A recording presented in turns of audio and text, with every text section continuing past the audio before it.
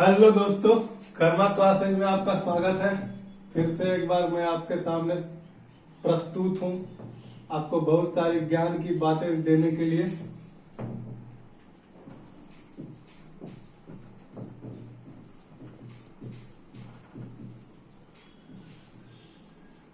अब आपसे क्या होगा ना कि देखिए, मैं डेली 2 कंट्री का नाम यहाँ लिखूंगा और आपको उसका कैपिटल कमेंट बॉक्स में देना है, बताना है कि उसका कैपिटल क्या है। ठीक है, देखिए सबसे चर्चा में जो रहा अभी उसी को लिख रहा हूं मैं। फर्स्ट नंबर कौन सा है? इजराइल। ठीक है, इसका कैपिटल आपको लिखना है। कहां है कैपिटल? इजराइल का कैपिटल कहां है? दूसरा लिखना है फिलिस्तीन।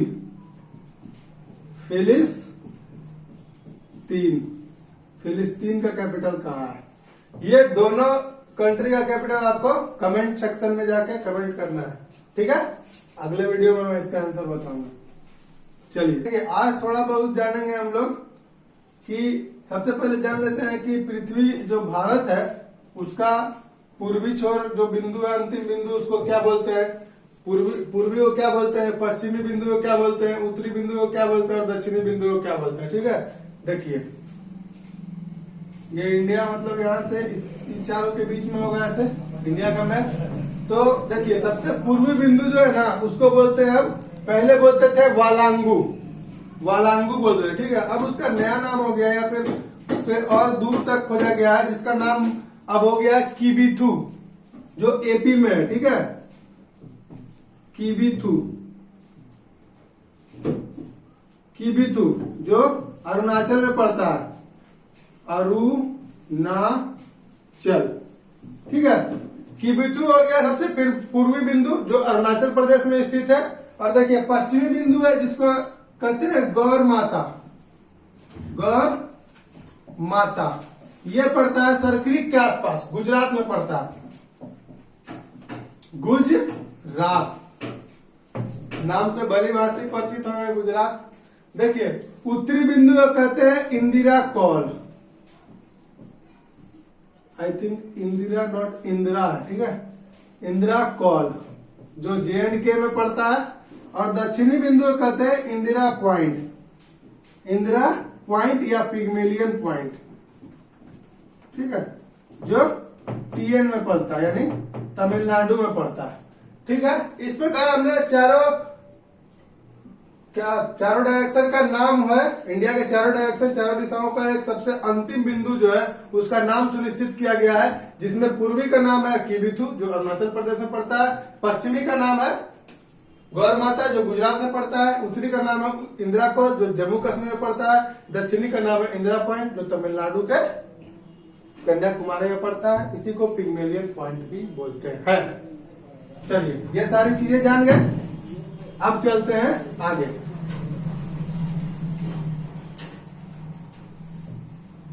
देखिए एक तरह से देखा जाए तो इंडिया का परिचय समाप्त हो चुका, मैंने आपको बता दिया। अब क्या करूंगा मैं कि इसमें कुछ जो टॉपिक है, कुछ पॉइंट ऑफ व्यू जो जैसे एग्जाम के पॉइंट है, जो चीज आपको बुक वगैरह में, नॉर्मल बुक में नहीं मिलता है, तो उससे मैंने इकट्ठा किया है और बड़े बुक से, और उसको मैं आपको इसको ध्यान से देखें, एक दिन थोड़ा सा चलेगा ही। ठीक है, उसके बाद मैं उससे रिलेटेड जितना PDF होगा क्वेश्चन बना के आपके टेलीग्राम पे फॉरवर्ड कर दूंगा, देख लीजिएगा। देखिए इसमें मैं बताऊंगा थोड़ा चट्टान के बारे में। ठीक है, कि भारत की भूगर्भिक संरचना के बारे में, भारत की भूगर्भिक संरचना, ये इंट्रो में वहीं पढ़ना है थोड़ा बहुत। ठीक है, तो देखिए मैं बताता हूं। भारत की भूगर्भिक संरचना।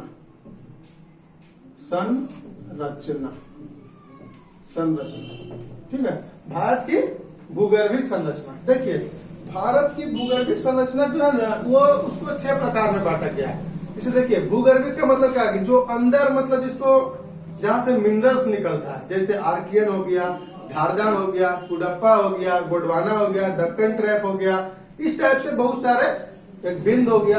तो इस प्रकार से भारत की भूगर्भीय संरचना को 6 भागों में बांटा गया है। 6 भागों में बांटा गया। मैं आपको उन 6 का नाम बताऊंगा और उसका विस्तार बताऊंगा कि वो कहां से कहां तक पड़ता है। जैसे पूछ लेता है कि कुडप्पा भूगर्भीय क्षेत्र किस राज्य में स्थित है, तो आप फटाक से बताइएगा, जानते होंगे तो। धारदार की संरचना किस राज्य में स्थित है, फटाक से बताइएगा, जानते हैं तो। दक्कन ट्रैप का विस्तार किन किन राज्यों में, तुरंत बताइए। तो इसी हिसाब से मैं आपको थोड़ा सा ब्रीफ कर देता हूं इसके बारे में, ठीक है। देखिए, सबसे पहला है आर्कियन। कौन है? आर्कियन, ठीक है। आर्कियन संरचना है, पृथ्वी की एक भूगर्भिक संरचना है। यह पाया जाता है मुख्यतः साउथ इंडिया, बुंदेलखंड, पश्चिम बंगाल, हिमालय, अरावली के क्षेत्र में आर्कियन चीज पाया जाता है, ठीक है। कहां कहां पाया जाता है? साउथ इंडिया यानी कि दक्षिण भारत का एरिया जो है, नीचे वाला एरिया भारत का जो है, ये सब में, आंध्रा हो गया, तमिलनाडु हो गया, ये सब आर्कियन एक प्रकार के चट्टान भी होते हैं। तो देखिए, साउथ इंडिया में पाए जाते हैं। ये उतना इंपॉर्टेंट नहीं है, लेकिन मैं आपको बता दे रहा हूं, जो कुछ कुछ जो इंपॉर्टेंट है उसके बारे में बताऊंगा ज्यादा फोकस करके, ठीक है। साउथ इंडिया में पड़ता है, उसके बाद आपको WB में पड़ता है यानी पश्चिम बंगाल, उसके बाद आपको हिमालय रेंज में पड़ता है, हिमालय वाले रेंज में पड़ता है, ठीक है। उसके बाद आपको अरावली रेंज में पड़ता है। ये सब इतना विस्तार है इसका आर्कियन का। आर्कियन भूगर्भीय संरचना का विस्तार साउथ इंडिया में भी है, पश्चिम बंगाल में भी है, हिमालय रेंज में भी है, अरावली रेंज में भी है, और एक बच गया बुंदेलखंड। बुंदेलखंड इवेंट मान के चलिए तो महाराष्ट्र MP वाला जो एरिया, खूब लड़ी हरगोलों के मुंह, नहीं था एक कहानी झांसी की रानी वाली, खूब लड़ी मर्दानी वो तो झांसी वाली रानी थी, अब बुंदेले हरगोलों के मुंह हमने सुनी कहानी थी। तो झांसी कहाँ पड़ता है? MP में पड़ता है। तो MP का एरिया बुंदेलखंड से संबंधित है, ठीक है। बुंदेलखंड, इन सब एरिया में आर्कियन का विस्तार है। कहाँ कहाँ विस्तार है? साउथ इंडिया यानी कि दक्षिण भारत, तमिलनाडु, आंध्रा, कर्नाटक, केरला, इस सब में आपको आर्कियन मिलेगा। उसके बाद पश्चिम बंगाल रेंज में मिलता है, फिर हिमालय रेंज में मिलता है, फिर अरावली रेंज में मिलता है, फिर आपको बुंदेलखंड रेंज में इसका विस्तार मिलता है। आगे हम लोग जानेंगे धारदार का भूगर्भिक संरचना कहाँ कहाँ पाया जाता है। देखिए, धारदार, धारवाड़ की धारवाड़ कहाँ कहाँ, मतलब धारवाड़ की संरचना कहाँ, उनका विस्तार कहाँ कहाँ है। तो देखिए, मुख्यतः अगर देखा जाए धारवाड़ का जो पठार है ना, वो स्पेशली कर्नाटक में ज्यादा, सबसे ज्यादा विस्तार है। और धारवाड़ का पठार ही है या धारवाड़ की भूगर्भिक संरचना जो है, इसी से सर्वाधिक मात्रा में पूरे भारत में लोहा प्राप्त किया जाता है। और धारदार का पठार कहाँ है? तो कर्नाटक में पाया जाता है। कर्नाटक में धारदार भूगर्भिक संरचना, और थोड़ा बहुत विस्तार इसका छोटा नागपुर का पठार में भी है, ठीक है। छोटा नागपुर का पठार, समझ गए होंगे आई होप छोटी छोटी चीजों को कि धारदार भूगर्भ संरचना है, जिससे सब, देखिए एक पॉइंट यहां लिख लीजिए, सर्वाधिक मात्रा में लोहा पाया जाता है। सर्वाधिक मात्रा में लोहा पाया जाता है। सर्वाधिक का सबसे अधिक मान के चलिए, धारवाड़ के पठार कर्नाटक में सर्वाधिक मात्रा में लोहे पाए जाते हैं, जिसका विस्तार कर्नाटक और छोटा नागपुर के पठार में। अब देखिए, हम पढ़े कुडप्पा के बारे में, ठीक है। कौन पढ़ेंगे? कुडप्पा एक कुंडा जल विद्युत परियोजना है, जो कि तमिलनाडु में पाया जाता है। तमिलनाडु में स्थित है, पाया नहीं जाता, ठीक है, तमिलनाडु में स्थित है। तो कुडप्पा है, एक कुंडा है, तो यहाँ पे है कुडप्पा, 3 नंबर है, ठीक है। क्या है? कुडप्पा, ठीक है ना। कुडप्पा के बारे में, इसका प्रमुखली विस्तार आंध्र प्रदेश में है। इसका प्रमुखली विस्तार आंध्र प्रदेश में, आंध्र प्रदेश में तो विशाखापट्टनम वाले एरिया में, ठीक है, आंध्रा में।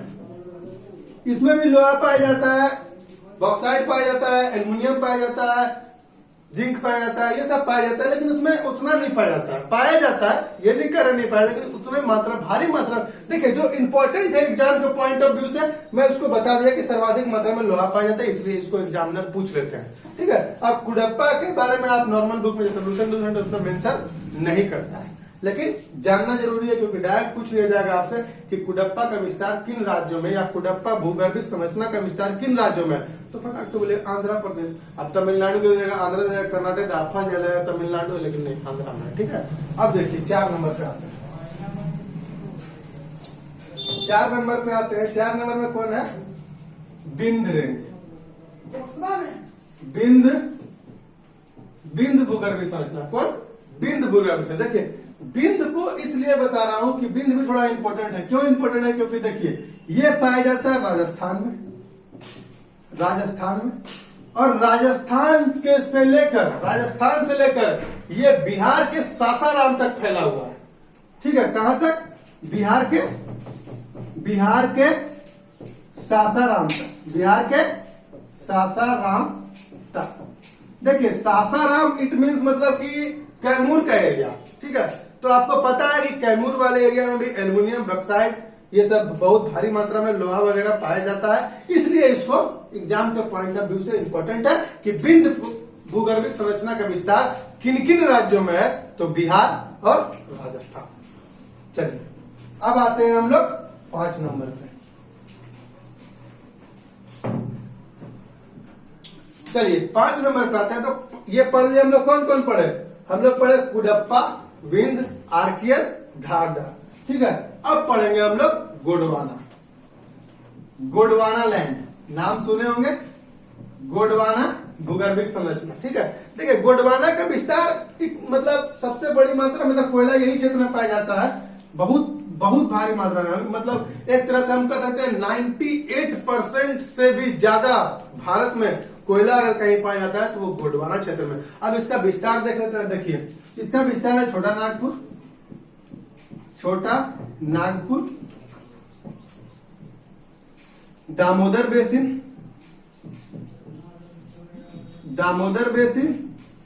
और एक कर सकते हैं आप कौन? महानदी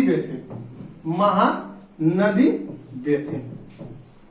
इसका विस्तार इन सारे एरियाओं में है। गोंडवाना भूगर्भिक संरचना का विस्तार छोटा नागपुर, दामोदर बेसिन, महानदी बेसिन, ठीक है। इसको जान के अब हम लोग जानेंगे दक्कन ट्रैप। दक्कन ट्रैप इसको डायरेक्ट पूछ लेता है कि इसका विस्तार कहां है, तो इसका विस्तार है महाराष्ट्र में, ठीक है। दक्कन ट्रैप का विस्तार कहां है? महाराष्ट्र। और एक है आपको